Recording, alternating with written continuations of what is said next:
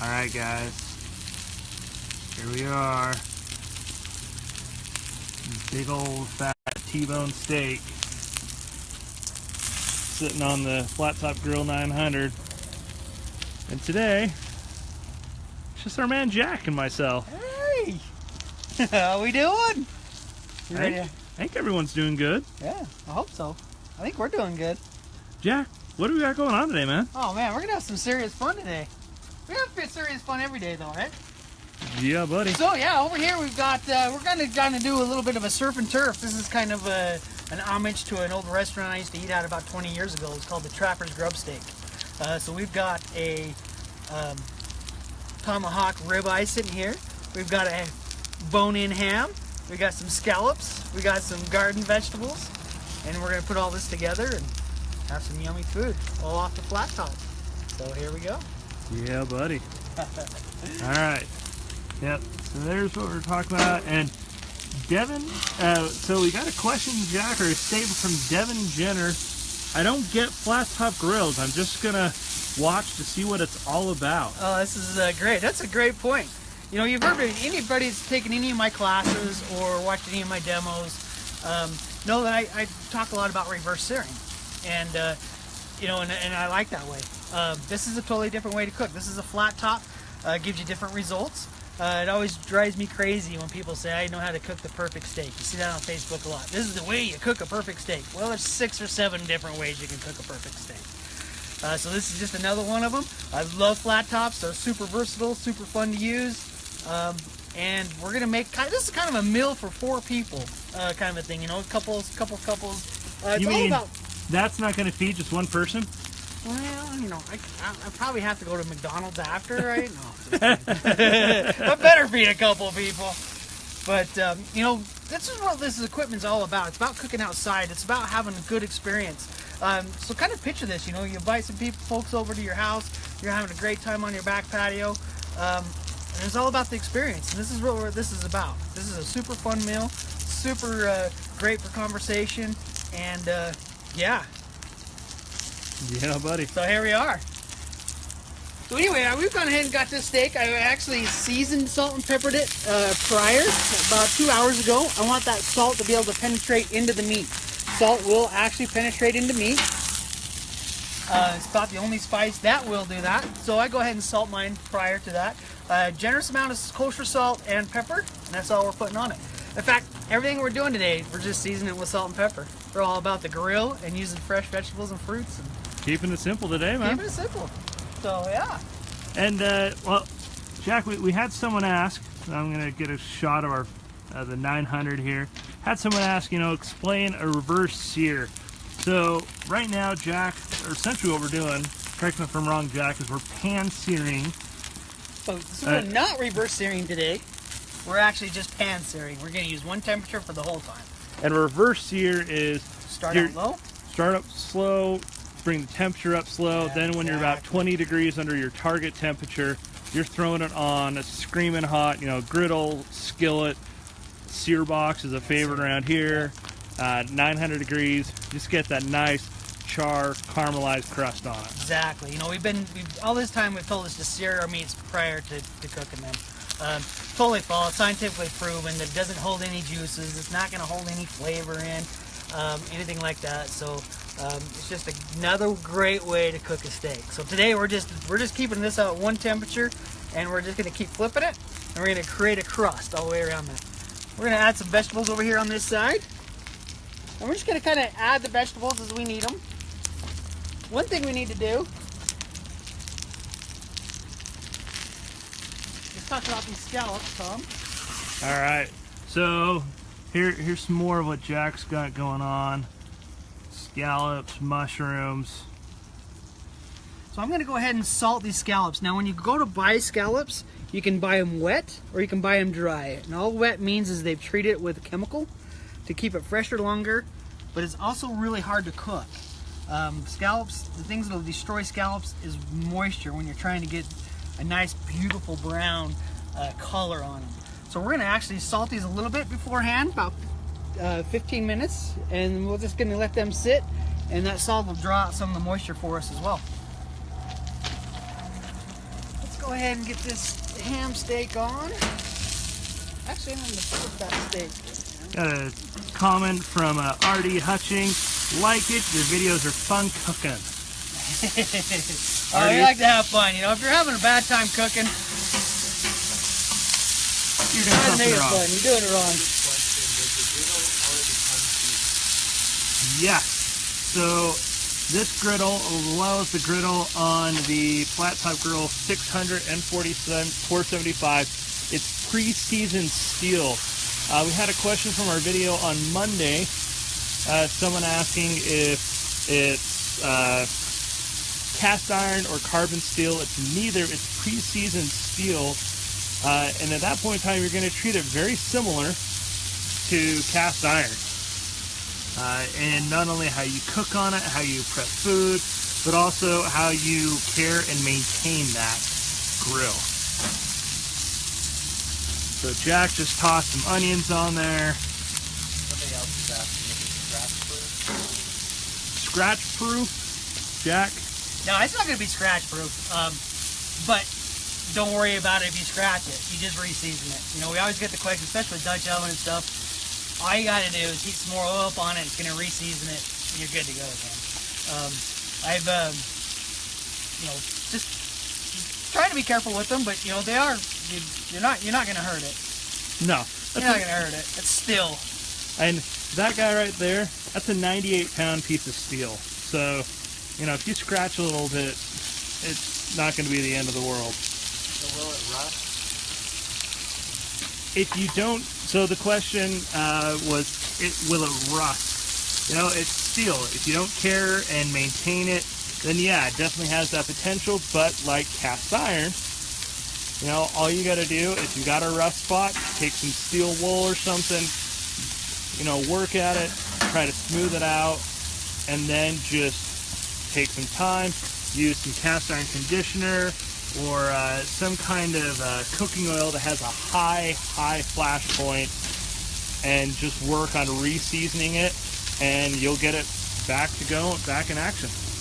All right, Jack, so we've got portobello mushrooms on this. Got some portobellos. We're just adding a few things here. Just slowly adding. We're actually seasoning as we go. Just salt and pepper. Got a little bit of olive oil here. If you notice over here in the pan, I've got some butter that's starting to melt down. We're going to take some garlic. We're just going to mash it. You know, I'm lazy. I don't want to have to cut all this up. So we just mash it, put it in there. We're just going to let that... Two questions here, Jack. One question is, how does the steak taste? Is it better than grilled steak?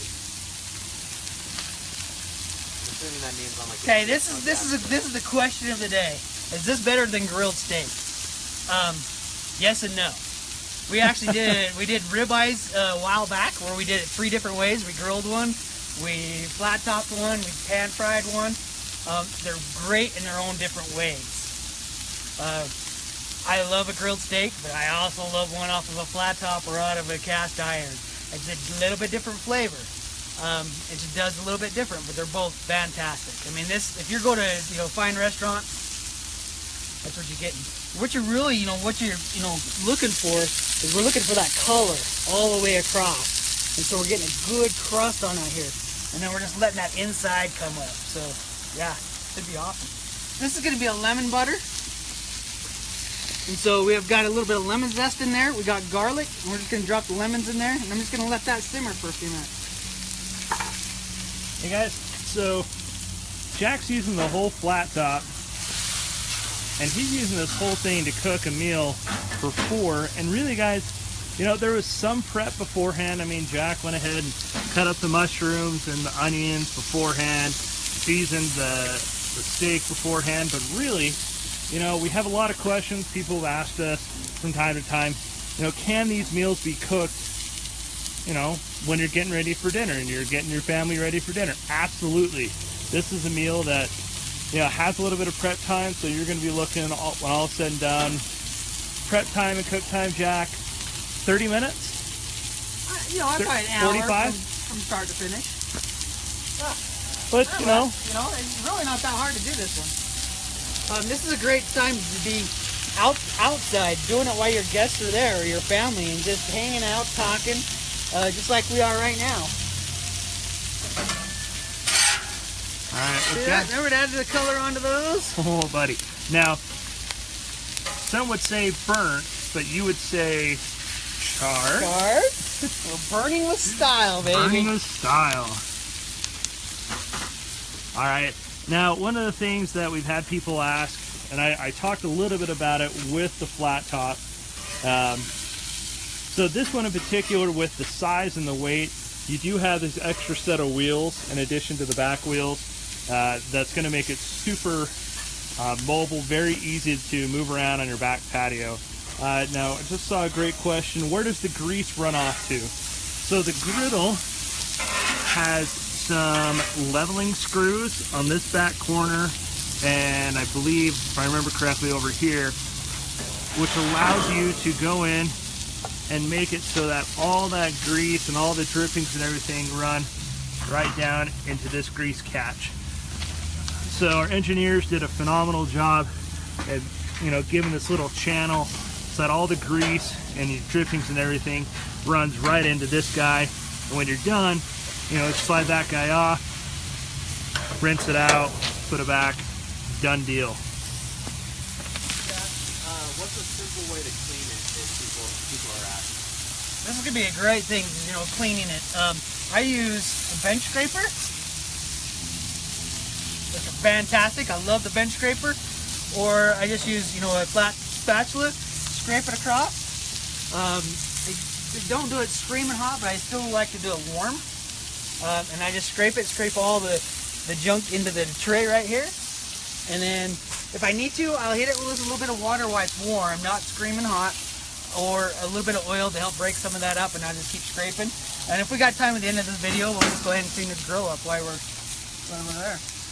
Yeah, I mean, it's surprisingly easier than you guys would think to clean this thing. And actually, we did the three of them last, when was that, Monday? Yeah. And it took me about, literally like 10 minutes to clean all three of them. Really was not that big of a deal. Nice. So let's take a look. For those of you just joining in, Jack's making a lemon butter here.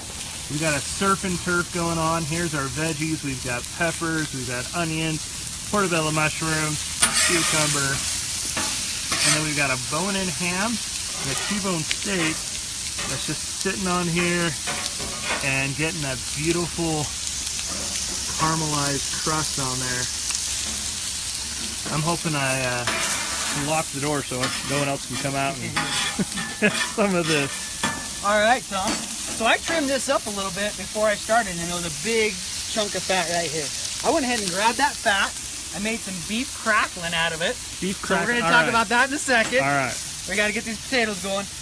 Beef fat making potatoes is awesome. So we're going to put a little bit of fat down here. So this is fat that you've rendered down. This is rendered down. Rather than throwing the garbage, I threw it in a little cast iron pan and then rendered it down. And we're going to cook these potatoes in them. We're cooking potatoes and beef fat. That's, butter's awesome, but beef fat? Yeah, buddy. Beef fat and potatoes were made for each other. All right, let's see if I can, kind of washing out on the video. Sorry, guys. See if I can make that stand out a little bit better. And these are already starting to turn a great, yellow color. You can see them just sizzling. Oh, buddy. There's some likes for, fried potatoes. Not just fried potatoes. Fried potatoes and beef fat. Yeah, buddy. So the crackling, we talked about crackling. This is just, I know people are going to like, oh, gross. But this is just beef fat that I've chopped up and made into little like bacon bits out of it. And then we're going to put that on top as a garnish. Give you a little bit of crunch, some extra flavor. Tons of extra flavors. Crackling is the bomb. I know some of you guys have had crackling out there, so give us a shout out if you have. Check out that crust on that. That is what we're talking about. Nothing but flavor right there, dude. All right. Oh, and temperature-wise, so because we're not going for an extreme heat on this guy, we've got this on like a medium low, and everything else, let's see, we've got low on the ham, low on the potatoes, medium low, low, low. So really, you know, we're sitting right in between medium, low, and low across the board. Let's see, we had someone price in different sizes. So we've got the 900, it's this 6-burner guy, and we have a 4-burner and a 3-burner. So the 475 is a 3-burner. I want to say on campchef.com you'll find it for The 900 is $5.99. 900 is $5.99. The 600 is 600 is $3.49. $3.49. And let me look up that.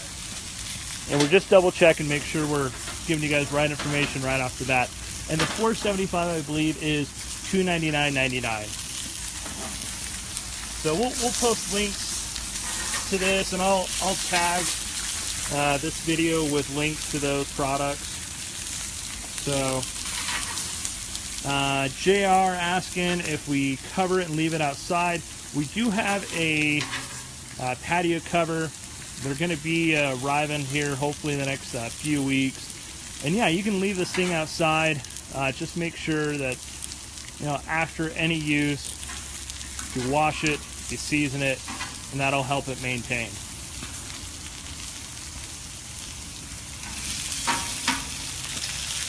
Tom, you go ahead and turn those potatoes up for me. Yep.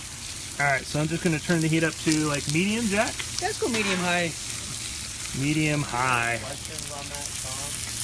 Is the 900 considered a 36-inch griddle or bigger? And then, so you can answer that. I think it's a 900 square inch, right? Yeah, it's 900 square inches, so if I remember correctly, it's 17 inches front to back.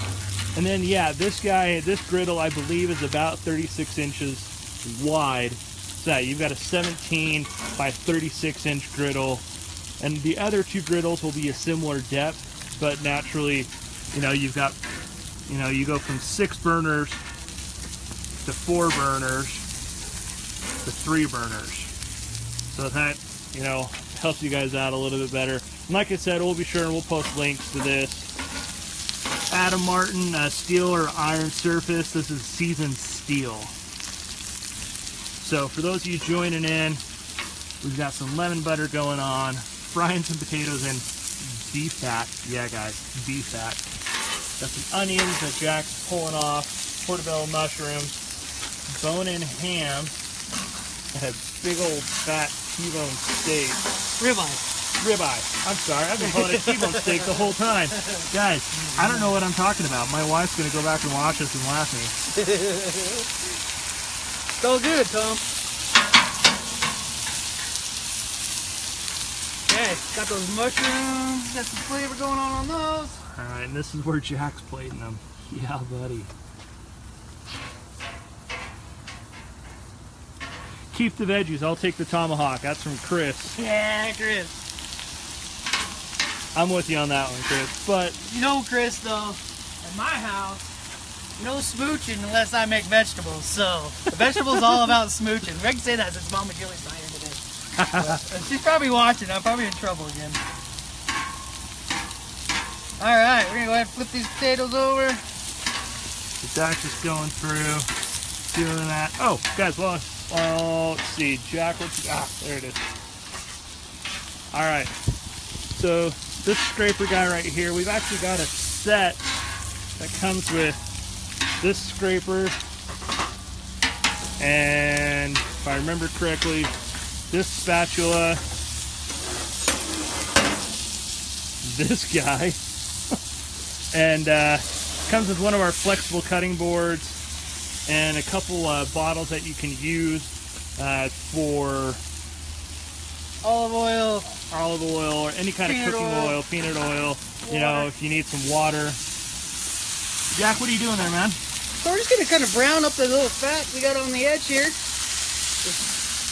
Making this thing look awesome. Taste awesome. Okay, ham's super close. We're about ready for some fun stuff. Oh, tomatoes. Tomatoes don't take very long, so we're just gonna cut these up really fast. Alright, check a little. Question that came up, Jack, does it use a lot of propane for the 900? Like if I took a propane somewhere, can I cook for 4 days on a propane tank? Alright, so the question was, if you guys didn't hear that, someone was asking if how much propane does it use. It's going to use a lot of propane if you're cooking for multiple people over an extended period of time. Right off the top of my head, I'm going to say no. It's not going to take a lot. We've got a 20-pound tank hooked up to this guy, and we actually have a nifty equation. When I get back to my desk, I'll figure that out exactly, let you guys know exactly how long it'll take you to go through a full tank. But I would say, 4 days of cooking on this and on a single propane tank, or are you going to need 2 tanks? I'm thinking with you. I think we could get away with 4 days cooking on this. If you're doing breakfast, lunch, and dinner, single tank. I know you can, because I've hunting camps that I've gone weeks with cooking on a 3-burner. So I'm pretty sure we could get away with 4 days. All right, we've had some people ask, can they be converted to natural gas? That's something that I'll need to bring up with our engineering guys. I'd imagine right now the answer is going to be, we're working on it. So we'll provide you a better answer on that a little bit later. Natural gas on this guy. I'll need to double check. A great group of people to ask that question to. Shoot an email to support@campshift.com. Our customer support, second to our engineering group, know the product better than pretty much anyone else in the office. So, all right, we got some potatoes. Okay, potatoes done. Tomatoes, potatoes and tomatoes. Potatoes and tomatoes. Yeah, say that 5 times real fast. Ham and bone on a ribeye. Tomahawk steak, and then we've got some lemon butter. All right, guys. Yeah, what are your other questions? Scott, we've answered this one before, but I'll go ahead and answer it again. Cast iron surface, no. Seasoned steel.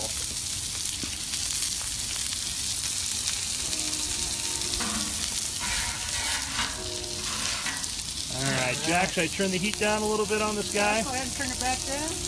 Alright, so I'm going to turn the heat down to low across the board.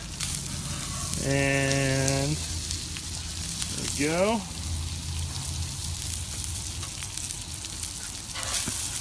Alright, we're going to pull the Sam steak off. Put it right there. We're going to start dressing that in just 1 second. Let's see, Thomas was asking how many BTUs. Each burner does 12,000 BTUs. So you got 6 and 12 is 72. Obviously, I did not go into mathematics. 72,000 total BTUs across the board on that beast right there. All right, we're getting some char on those tomatoes. Okay, where does our little hand scraper go? Okay, now we're going to put getting ready for the scallops. Sorry for the noise, folks. That's probably a little bit noisy through the camera.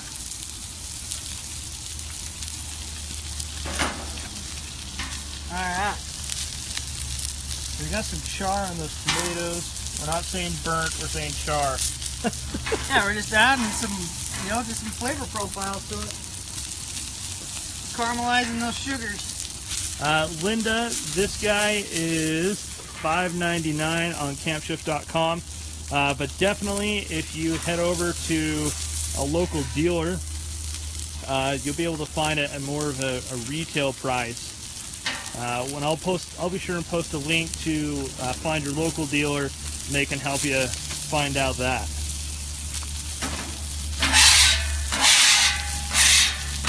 All right, we ready for some scallops? All right. Maybe just reiterate that we'll show them how to clean it at the end. A lot of people are asking that question. Yeah, guys, when we're all said and done with all this, we are going to show you how to clean this guy.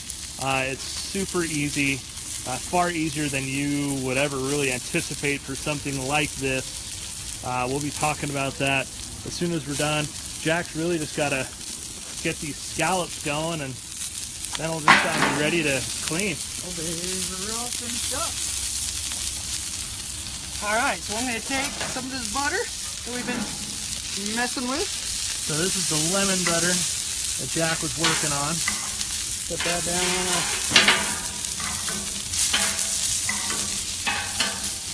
So scallops, you want to cook high temperature. You want to be smoking. You can lay those on. We're only going to go about 1.5 minutes per side. We already pre-salted them.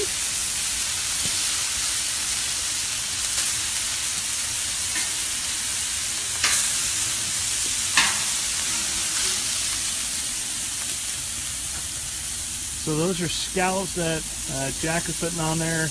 Like you said, pre-salted them, and he's cooking it on the lemon butter he made earlier.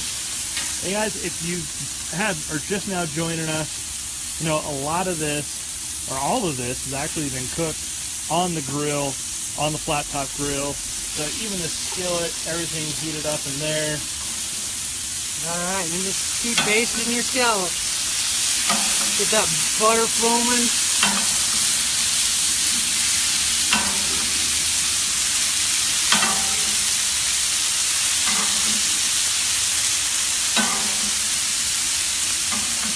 We're letting our steak rest for a minute while we're finishing these up. Well, Jack's looking at that. Guys, here's what we got going on so far. And this is a family style kind of meal, the way this is all being dished up. You got potatoes, you got onions, cucumbers, portobello mushrooms, peppers, tomatoes, ham, and ribeye. Got some scallops going on here. And then we've got just regular corn, sweet corn. So this is the corn we picked up at the street or the roadside stand. Ooh, it's that time of year, isn't it? It is. We're just going to heat this up a little bit. Use it kind of as a corn salsa.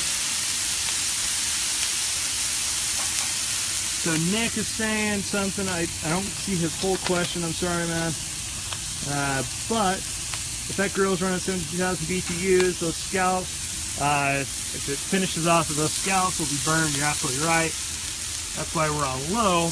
Total BTU output on high for the whole grill is 72,000 BTUs. Naturally, you know, 99% of your cooking, you're going to be sitting between low and medium high at best. A few more questions. Does it have a stand for the propane? Maybe you can show that, Tom. Oh yeah. So the question someone is asking, propane tank, does it have a stand? So you've got this hook right here. And then, obviously we're cooking, so I'm not going to show it right now. But underneath here, you can kind of see it. There's a bracket right there that this whole guy will sit and rest on. So it's definitely not going to move around. And, you know, while you're transporting it from one place on your back patio to your garage, whatever, it's going to stay put. Do you guys sell a cover for the grill? The question is, do we have a cover? Yes, we do have a cover. They will be in for all 3 flat tops, probably here in the next, I would say, 2 to 3 weeks.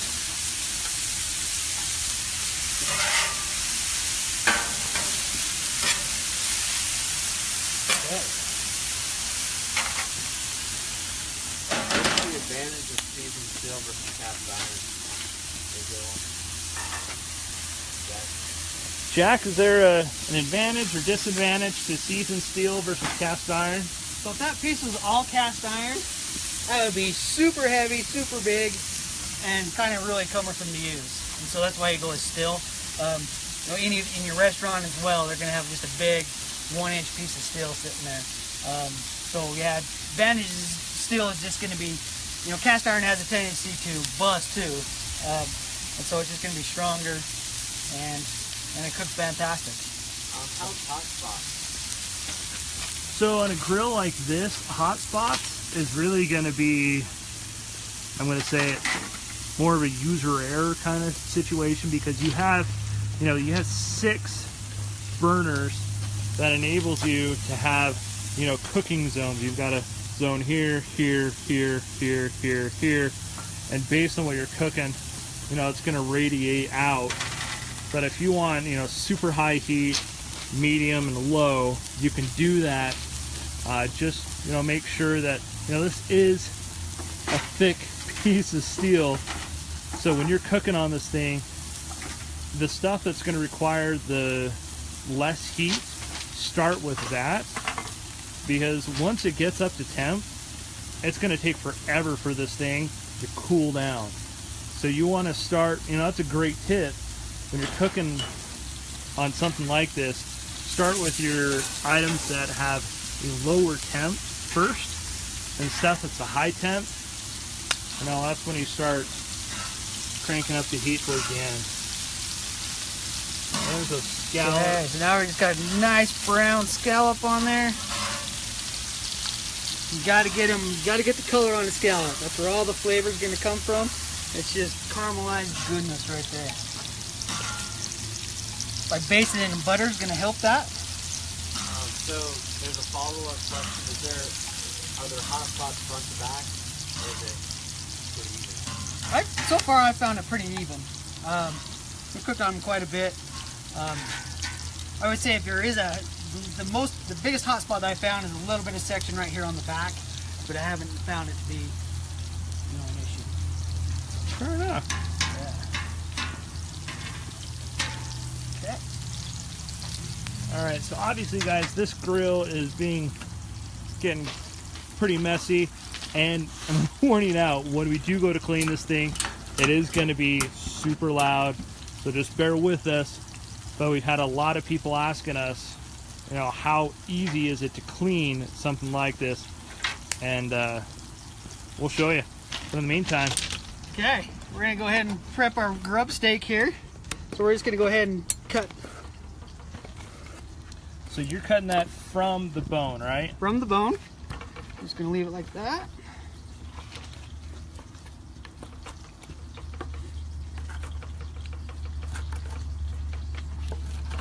Now, this is a great meal to have on a day like today. It was raining earlier today, probably snow up in the mountains. Okay. We're gonna take that, do the same thing. Maybe. Alright, Jack's working on that. We've got potatoes, onions, peppers, cucumbers, mushrooms, tomatoes, ham, some super tasty looking scallops.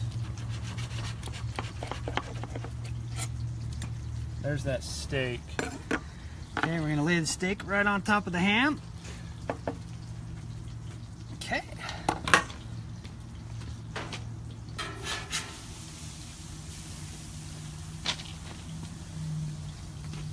We're gonna lay our salsa on top of that.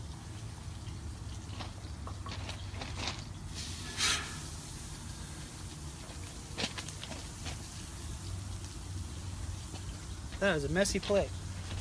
Oh, but it's gonna be good. It's gonna be good. Okay. Put some scallops on that. Plate our scallops.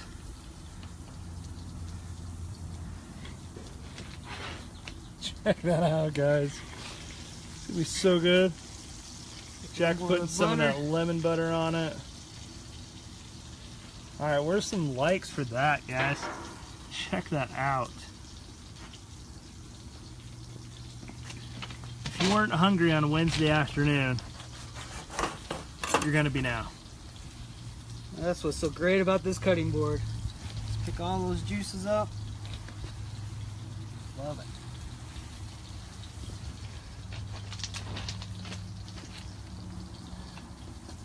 All right, guys, and that's the meal. But now, Jack's gonna finish getting up the rest of that, kind of corn salsa. But then we got to clean this bad boy. So Jack's just working on a few more things over there. Got some behind the scenes stuff going on, getting some photography going on this, so you guys can see the end result. And I just serve this family style. I mean, we just take that whole platter out, set it down, everybody just dig in and have a good time. So Sweet. So awesome experience. Things that friends and family will talk about forever. All right, we just saw someone ask. JR's asking, does the cutting board come with it? No. Everything you see here, minus the skillet and this and that and this. Super specific, I know, guys. And it's just the flat top grill that comes with it. The cutting board is a separate deal. That's our 26-inch bamboo cutting board. We'll post a link to that guy as well. And the mesa table that's underneath it, that thing is awesome. I know we haven't talked about it at all with what we're doing today. I think it's a beast. Easily hold up 200 pounds. Thing's awesome. Packs away super tight. All right, Jack. Okay, we ready? All right, guys. This will be noisy. Just prefacing that now. Okay. But all right, so you've turned it off. I've turned it off. We're letting it cool down a little bit. Add just a little bit of oil on there to help things lubricate. So it added some oil to it. Take my bench scraper.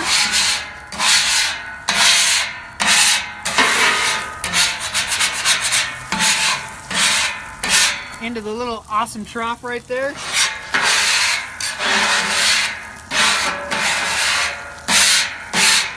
Then you can kind of feel as you go across. It's smooth, and I hit some rough spots right there. So I know I got some. I can just kind of hit that really quick. Guys, we cooked a lot of food on that grill. Then what I do at this point is I let that cool down so I can get it out of there. I'll just throw it into a garbage can. And then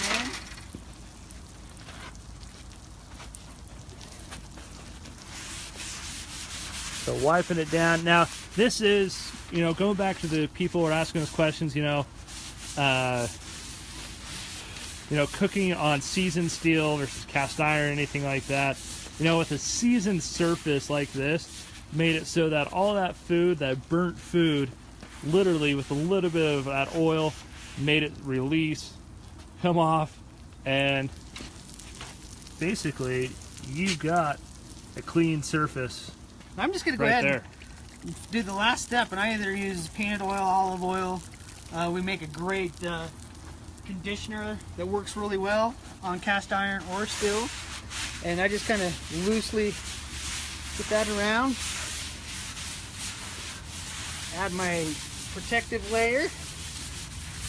And that's going to help any kind of buildup, or prevent any kind of buildup of rust, and just help maintain that cooking surface, right, Jack? All right, and then the thing too, when I go to cook next time, I just remember to turn it on low, and I slowly bring up the grill. That's just the way I do it. You can do it on high if you want; it doesn't matter. I do it on low, and then I'll go ahead and wipe it down to get that old oil off, so I don't run the risk of having any rancid oil flavors on my food. Put another fresh coat on, and off to cooking. So nice, super easy. All right, guys, and that's all there's to it cleaning. I mean, this right here, so we're just going to scrape all that into a garbage can, and you've got all of your grease and drippings and stuff just dumping right down in there. And that's all there is to it. So, last question. I've got someone asking how you remove rust. Maybe Jack can tackle that one. Rust. All right.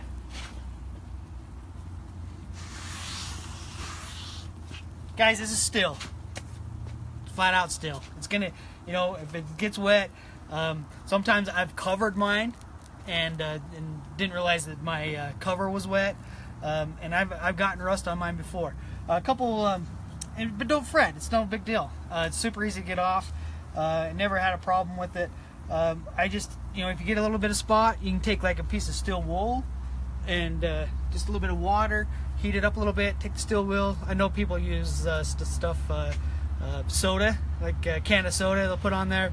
That'll help take the rust off. When you say soda, you mean like Coke, cola, Pepsi, Coke? yeah. It's not one of those darker ones. The other cool thing is you can do is you take, say you don't have any steel wool or whatever, you're in a hurry. You usually always have tinfoil. Use a piece of tinfoil, crumple it up, and kosher salt. Dump a little kosher salt on there while you're scrubbing it. That's going to help pull some of that off as well. Do not think that your grill is ruined, because I've actually taken cast iron and steel that has been completely rusted through and brought it back and used as my daily cooker. So don't worry about if it does get a little bit of rust on, a little bit of elbow grease, and boom, you're off and running again. So well, and after you do all that, Jack, you're going to do everything that you just did right now, where you clean it off, scrape it off, put some oil on it, and then you just start working that in and just building that seasoning back up, right? Yeah, exactly right. And it's really not that hard to do. It sounds daunting, but it's super simple. When those oils hit about 400 degrees, they're going to start, coating your iron, and then obviously the more you use it, the better it's going to be too. So yeah, buddy. If you're going to get one, jump in, have some fun with it, do some fun parties like this. Sky's the limit what you can cook on it. So awesome. So super fun. Guys, thanks for joining us, and we're going to enjoy a great meal. So thanks, guys, and be sure to join us next week. Thanks, guys.